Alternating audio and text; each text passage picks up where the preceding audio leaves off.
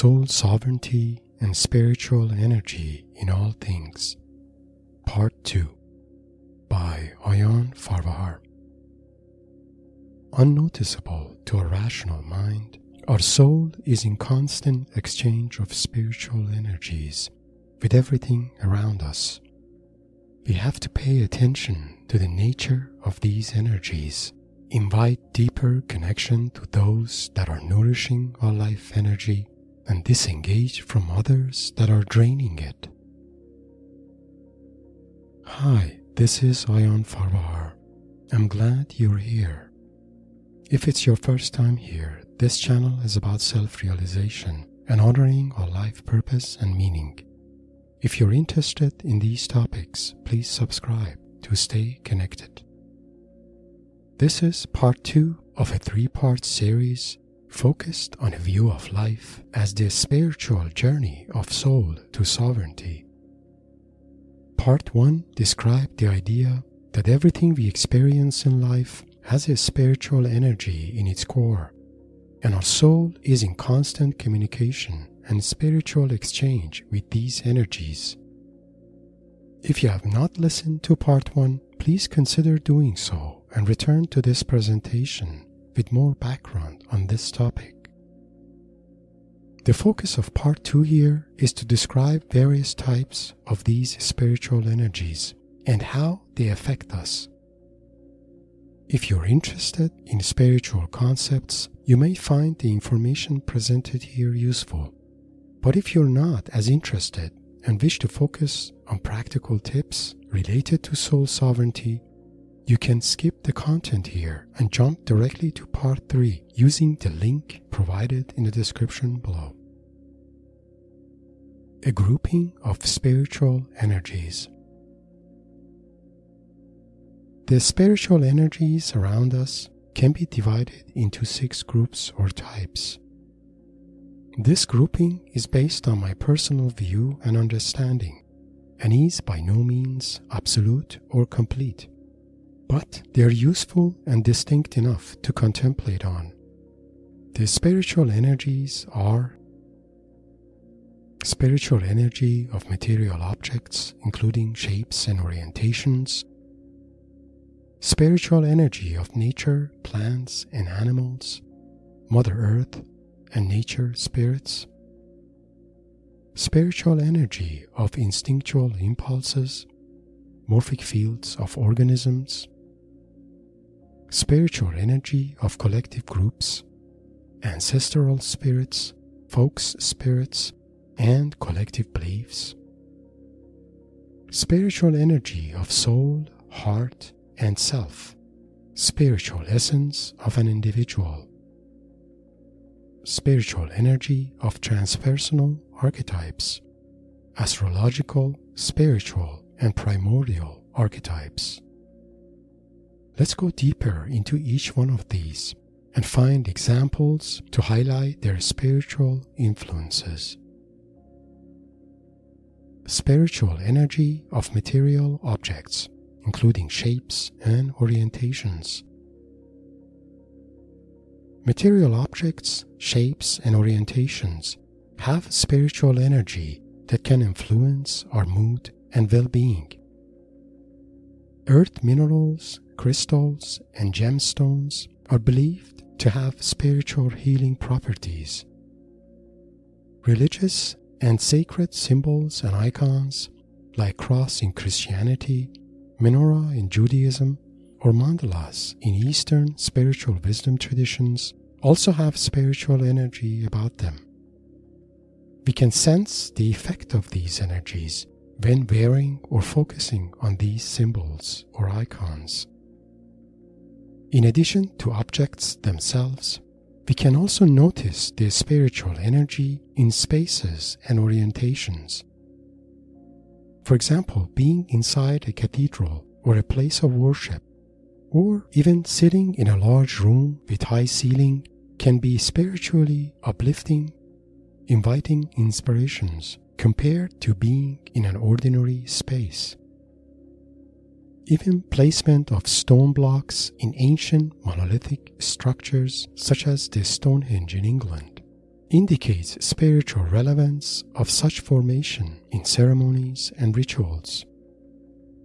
In addition, delicate attention to orientation and boundaries of living and ceremonial spaces has been an inseparable part of different religions and shamanic and ancient wisdom traditions across the world. Spiritual energy of nature, plants and animals, Mother Earth and nature spirits. The spiritual energy of nature, plants and animals are easiest for us to feel and access.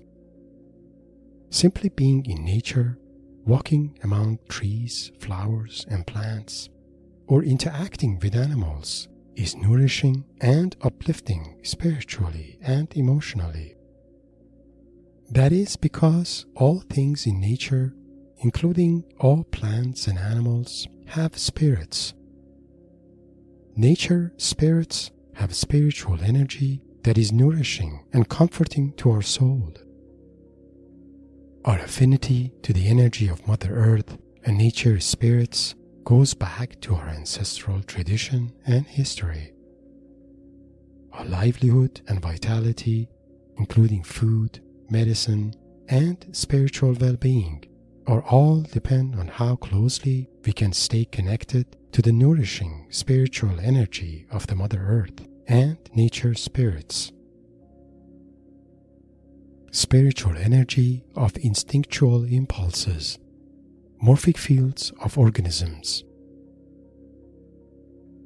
Survival behavior of species and organisms are governed by a set of subconscious instructions or urges, such as urge to survive, urge to procreate, or urge to dominate. These urges are conveniently explained through instinct, but less attention is given to where the instinct itself is located or comes from. The fascinating work of Dr. Rupert Sheldrake brings some needed insights into this question. Dr. Sheldrake's work reveals the presence of an invisible field of knowledge and instructions unique to all organisms governing their existential behaviors. These fields are known as morphogenetic or morphic fields and govern the most complex group behaviors.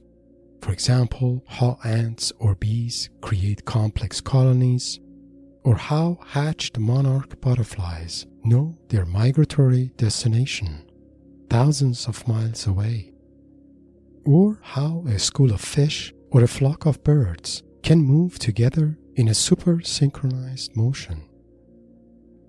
We humans also have our own instinctual morphic field and are influenced by its urges and impulses to various degrees, including our urge for survival, sensuality, procreation, and power. Interestingly enough, according to the ancient wisdom tradition of chakras, these instinctual impulses are related to spiritual energy of first 3 chakra centers in our body. In case you're interested to know more about Dr. Sheldrake's work or chakra centers, I have provided a couple of useful links in the description below. Spiritual energy of collective groups, ancestral spirits, folk spirits, and collective beliefs. As indicated in Part 1, our over-identification with collective groups can influence our feelings, thoughts, and decisions in life. A collective group, as defined here, is a group that gives us a form of identity that is not unique to us, but rather shared among all members of the group. We usually inherit this identity through our nationality, culture, ancestral heritage, or otherwise based on a personal choice, for example, identifying with a professional organization, a sport club, a college, a political party, a collective belief system or worldview, and so on. As an example, if I over-identify with a collective group, like a college sport team, losing a game can have significant negative effect, making me feel depressed for a day or two, even though nothing really happened to me personally. Collective groups and beliefs have their own spirits, and when over-identified with, can possess and take away the individual sovereignty of their members. The words like ancestral spirits or folk spirits are indicative of spiritual influence of collective groups of people and how it can take control over the behavior of everyone in the group. Identifying with collective groups or communities is a part of our nature and brings unity and a sense of belonging to our lives. Belonging to a community and honoring our family, ancestral, and cultural values invite deeper connection to others and can make our lives richer and more meaningful. However, over-identification with collective groups can diminish their positive values, especially if one ends up losing the sense of individuality, or even worse, losing soul sovereignty in the process. Spiritual energy of soul, heart, and self. Spiritual essence of an individual. Not all spiritual energies around us are external and impersonal. There is another source that is internal and very personal. This source is the energy and clairvoyance wisdom of our innermost essence, or a sense of being that goes beyond our personality. We can call this source our soul, our heart, our higher mind, our true self, and so on. This source is accessible to all of us and can be felt inside if one is ready to search for it and invite its connection. In fact, the goal of many meditation practices and shamanic journeys is to gain access to this source and through that be nourished by its spiritual energy and clairvoyance wisdom. Connection to the soul or to the heart can be experienced by anyone who can create a space inside, a space away from all aspects of one's personality. Staying connected to the energy of our heart or soul leads to manifestation of soul sovereignty and birth of authentic individuality. We can also notice this energy in others around us. For example, when meeting others, we intuitively sense that some among them have higher positive energy than the others. Spiritual energy of transpersonal archetypes, astrological, spiritual, or primordial archetypes. Archetypes are ancient common patterns that describe how humans experience the world. Archetypes have existed across all cultures and time periods in history and have therefore very similar intuitive meaning to all humans. For example, hero, father, mother, light, darkness, etc. are all archetypes, describing an intuitive essence or pattern of behavior. Archetypes can be grouped in different ways. For example, astrological ages or constellations are believed to have archetypal influence on human psyche and the events in the history of the world. Archetypes can also be spiritual, like celestial beings, angels, demons, etc., or primordial, like God. Archetypes have a distinct spiritual energy. For example, darkness, light, life, death, good, evil, fear, courage, love, hate, etc. each have a distinct energy about them. The influence of archetypes on our soul is subtle and hard to notice because we are unconscious of them and usually accept their influences as a part of our personality or belief. For example, if someone is possessed by love or by hate, that person may do something that one would otherwise never do under normal circumstances. Or someone may notice a sense of anger or darkness inside without knowing why it is there. Not every feeling or belief we notice inside is necessarily ours. Some could be transferred to us through other people or environments around us. In psychology, this phenomenon is known as transference. In shamanism and ancient wisdom traditions, this can be described as spiritual attachment or intrusion. Greek mythology is also filled with archetypes represented as primordial deities, demigods, gods, and goddesses. For example, Eros, the god of love, Athena, the goddess of reason, Apollo, the god of music and art, or Aphrodite, the goddess of beauty, and so on. In shamanic or ancient wisdom traditions, elementals such as earth, fire, water, air, or wind are honored as sacred spirits that influence all beings.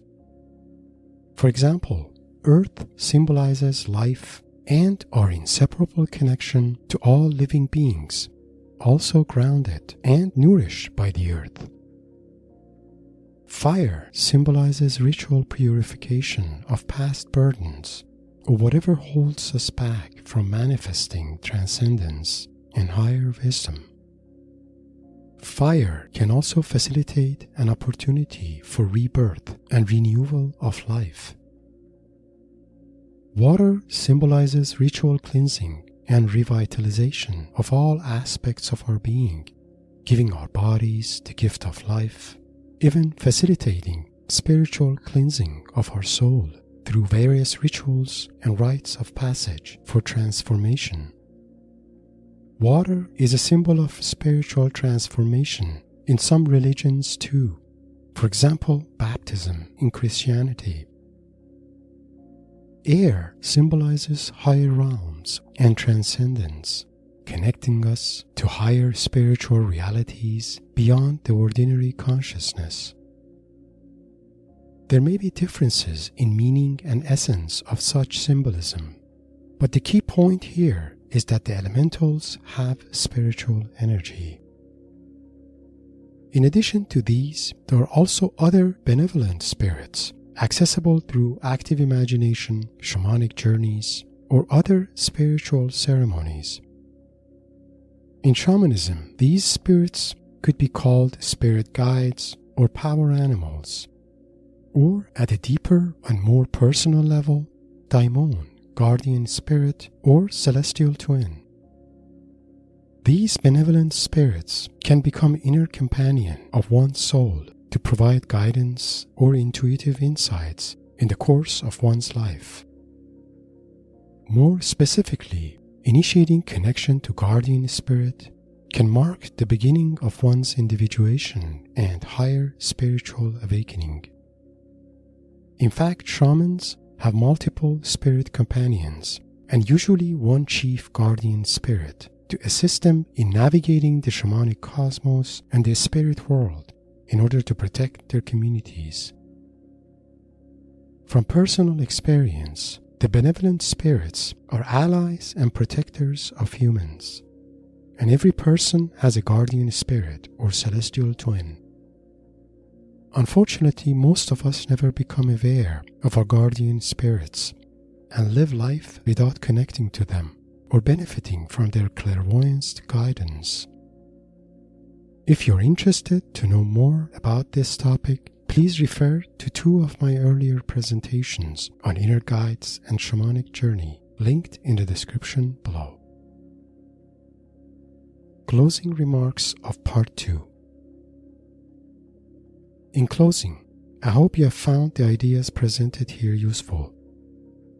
The most important takeaway here is to realize that unnoticeable to a rational mind, our soul is in constant exchange of spiritual energy with everything around us.